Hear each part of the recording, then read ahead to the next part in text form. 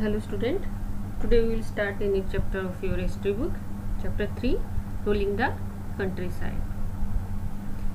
In this chapter we will read about how the British East India Company became the main power of West Bengal and what kind of land improvement system started by British East India Company in West Bengal. The company became the Diwan. On 12 August 1765, the Mughal Emperor appointed the East India Company as the Diwan of Bengal. As Diwan, the company became the chief financial administrator of the Bengal. Company had to think of administrating the land and organizing its revenue resources. Company had also ensured that it could buy the product it needed and sell what it wanted. Means कि इन 1765 में Mughal emperor ने British India company को बंगाल का नवाब बंगाल का दीवान उन्होंने बना दिया। अब बंगाल का दीवान बनने के बाद जो कंपनी का मेन टारगेट था वो ये था कि वहाँ से ज़्यादा वो रेवेन्यू कलेक्ट करना, और उनका पर अभी जो मेन टारगेट था ब्रिटिश इंडिया कंपनी का वो यही था कि वो खुद को एज ए ट्रेडर ही देखते थे। अभी भी उनको कि मेन पावर गेन करने का कोई इंटरेस्ट नहीं था। अभी भी उनका मेन टारगेट यही था कि यहाँ से ज़्यादा वो वैल्यूएबल गुड्स कलेक्ट करे और उनको यूरोपियन कंट्री में जाके सेल करे। Next is revenue for the company wanted a large revenue income but was unwilling to set up any regular system of assessment and collection.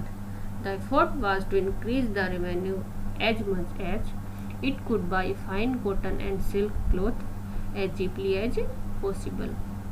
After becoming Diwan of Bengal, the company started purchasing cotton and silk from the revenue generated from Bengal. The economy of Bengal was facing deep crisis. Artisan and peasant left Bengal. A big famine hit Bengal in 1770 that killed about 10 million people. Means कि जो British East India company थी वो large revenue तो चाहती थी, but वो उसके लिए कोई भी रेगुलर सिस्टम ऑफ असेसमेंट और कलेक्शन उन्होंने स्टार्ट नहीं किया था। मीन्स कि उनको रिवेन्यू तो चाहिए बट कि लैंड के इम्प्रूवमेंट के लिए वो कोई भी वर्क करना नहीं चाहते थे। और धीरे धीरे उन्होंने जो रिवेन्यू कलेक्ट करना स्टार्ट किया था बंगाल से, वो धीरे धीरे वो इतना ज़्यादा हो गया था उनका कि जब वो स्टार्टिंग में जब वो यहाँ से कॉटन और सिल्क क्लॉथ परचेज करते थे तो उसके लिए उनको ब्रिटेन से मनी लाना पड़ता था। बट अब उनके लिए कि जो बंगाल से रिवेन्यू कलेक्ट होता था वो ही काफ़ी था यहाँ से कॉटन और सिल्क क्लॉथ परचेज करने के लिए। इट मीन उनका जो बेनिफिट था वो बढ़ रहा था। अब रिवेन्यू की तो उनको सबसे ज़्यादा चाहिए, बट उन्होंने लैंड के इम्प्रूवमेंट के लिए कोई वर्क नहीं किया। इट मीन्स कि जो प्रोडक्शन था वो डे बाय डे डिक्रीज होता जा रहा था, तो उसके से सबसे ज़्यादा प्रॉब्लम हो रही थी जो भी आर्टिसन और पीजेंट थे बंगाल के उनको। तो अब वो रिवेन्यू पे नहीं कर सकते थे, तो उन्होंने क्या किया, बंगाल को छोड़ के दूसरी जगह जाके रहना स्टार्ट कर दिया। और तभी 1770 में वहाँ पे बिग फेमाइन आया और उससे काफ़ी लोग मर गए। The need to improve agriculture. The company wanted to improve agriculture in order to stop the decrease in its revenue. So company start different types of settlement in India. First is permanent settlement, second is Mehelwadi settlement, third is Monroe system. Means कि अब British India company को धीरे धीरे realise हुआ कि जब तक उनको रेवेन्यू कलेक्शन उनका इंक्रीज नहीं होगा, कि जब तक वो लैंड के इम्प्रूवमेंट के लिए वर्क नहीं करेंगे, तो उन्होंने इंडिया के डिफरेंट पार्ट्स में different types of land settlement start किए। First is permanent settlement. Charles Cornwallis started permanent settlement in 1793 in India. In this system zamindar, rajas, talukdar collected rent from the peasant and pay revenue to the company. The amount to be paid was fixed permanently. It was not to be increased ever in future. Company thinks that it encourages the zamindar to invest in improving the land. Means permanent settlement को Charles Cornwallis ने India में start किया था। इस revenue system, इसमें जो ये main जो रिवेन्यू कलेक्शन था वो कौन करते थे, इसमें जमींदार, जिनको उस टाइम राजस्व या तालुकदार भी कहते थे, वो लोग ही क्या करते थे, पीजेंट से रिवेन्यू कलेक्ट करते थे और उनको कंपनी को पे करते थे। ये जो परमानेंट सेटलमेंट है इसकी मेन क्वालिटी ये थी कि जो रिवेन्यू है वो क्या था, फिक्स था, कि वो आगे फ्यूचर में उसको वो चेंज नहीं कर सकते, ना तो फ्यूचर में इनको इसको इंक्रीज कर सकते हैं ना इसको डिक्रीज कर सकते हैं, कि एक बार जो फिक्स कर दिया रिवेन्यू वो ही हमेशा परमानेंटली क्या रहेगा, फिक्स। तो कंपनी ने ये सोचा कि इससे क्या होगा कि जब पता है कि रेवेन्यू फिक्स है तो इससे क्या होगा कि जो जमींदार थे वो लैंड के इम्प्रूवमेंट के लिए काम करेंगे, क्योंकि इससे अगर प्रोडक्शन बढ़ेगा तो सबसे ज़्यादा फ़ायदा जमींदार को ही होना था, क्योंकि उनको जितना रिवेन्यू कंपनी को देना था वो तो फिक्स था, उसमें कोई चेंज नहीं हो सकता।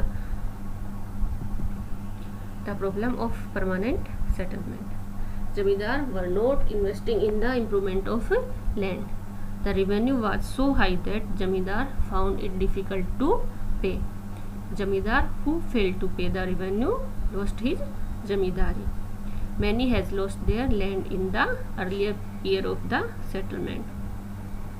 In the first decade of the 19th century, the price in the market rose and cultivation slowly expanded.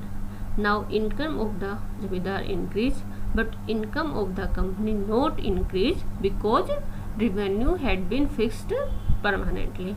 Means कि ब्रिटिश ईस्ट इंडिया कंपनी ने ये सेटलमेंट ये सोच के स्टार्ट किया कि इसमें रेवेन्यू है फिक्स, तो जमींदार क्या करेंगे, लैंड के इम्प्रूवमेंट के लिए वर्क करेंगे। बट जो जमींदार थे उन्होंने ऐसा कुछ नहीं किया। इसका मेन रीज़न ये था कि जो रेवेन्यू फिक्स कर रखा था ईस्ट इंडिया कंपनी ने वो बहुत ज़्यादा था और जमींदार क्या थे उसको पे नहीं कर पा रहे थे, और जो जमींदार रेवेन्यू पे नहीं करता था उसकी क्या होती थी, उसकी जमींदारी उससे वापस ले ली जाती थी। इसी तरह बहुत से जो जमींदार थे जिन्होंने स्टार्टिंग में ही क्या किया, अपनी जमींदारी क्लोज कर दी। इसलिए जो जमींदार थे उनको लैंड के इम्प्रूवमेंट में वर्क करने, कोई भी वो वर्क नहीं कर रहे थे लैंड के इम्प्रूवमेंट के लिए, क्योंकि उनको यही डर था कि वो लैंड के इम्प्रूवमेंट के लिए वर्क करें और वो उसके क्या है फिक्स, तो वो जमींदार है नहीं, हो सकता है कुछ टाइम बाद ब्रिटिश इंडिया कंपनी वापस से उनको वो लैंड ले ले।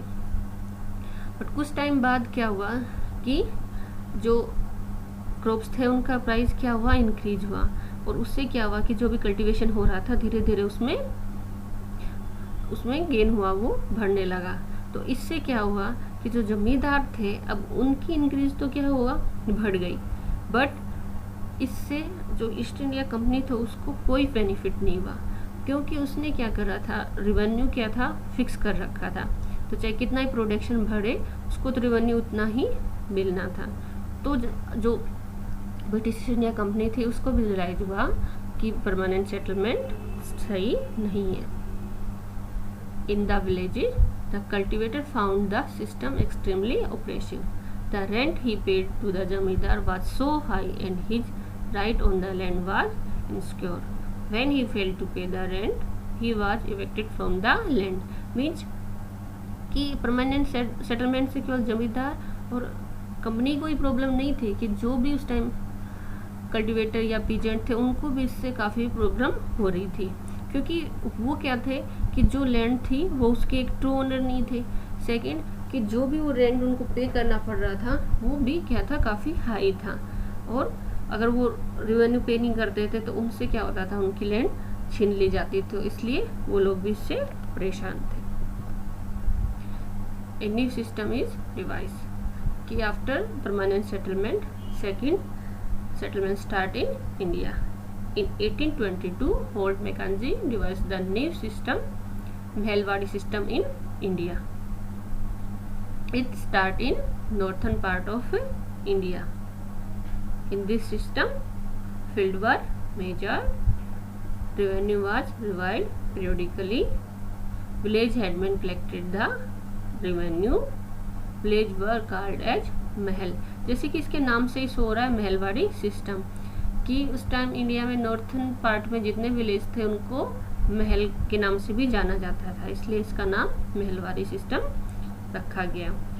इस सिस्टम में ये था कि जो ओल्ड मैकाजे था उन्होंने क्या किया कि जो डिफरेंट पार्ट ऑफ कंट्री है उसमें उसने क्या किया, डिफरेंट कलेक्टर को भेजा कि जाके जितने भी लैंड के में डिफरेंट जो फील्ड बने हुए हैं उनको मेजर करो और उनको उसके अकॉर्डिंग ही रिवेन्यू डिसाइड करो। और इस सिस्टम की जो मेन क्वालिटी ये थी कि रिवेन्यू क्या था, फिक्स नहीं था, वो अकॉर्डिंग टू टाइम चेंज हो सकता था, हाई भी हो सकता था और कम भी हो सकता था। और इसमें जो रिवेन्यू कलेक्शन करता था वो थे विलेज हैंडमैन की, यानी कि जो गांव का मुखिया था वो ही क्या करता था, रिवेन्यू कलेक्ट करता था। मीन्स कि इस सिस्टम में विलेज हेडमैन रिवेन्यू कलेक्ट करेगा और इसमें पूरे लैंड को ढंग से मेजर करके उसके अकॉर्डिंग रिवेन्यू डिसाइड किया गया था कि इस फार्मर के पास इतना लैंड है, इतना एरिया आता है उसके पास लैंड का, उसके अकॉर्डिंग वो इतना रिवेन्यू पे करेगा। और इसमें जो रिवेन्यू सिस्टम था वो टाइम टू टाइम चेंज हो सकता था। Third is Munro system. The system was developed by Governor of Madras Thomas Munro in 1820. It started in southern part of India. Field work. In this system also field were measured. Revenue was revised periodically. British collect revenue. Peasants were the owner of the land and called rayats. This system is also called ryotwari system. Means कि जो Munro system है उसको Thomas Munro ने start किया था और उसी के नाम के अकॉर्डिंग इसका नाम मुनरो सिस्टम रखा गया था और ये इंडिया के साउथर्न पार्ट में स्टार्ट हुआ था।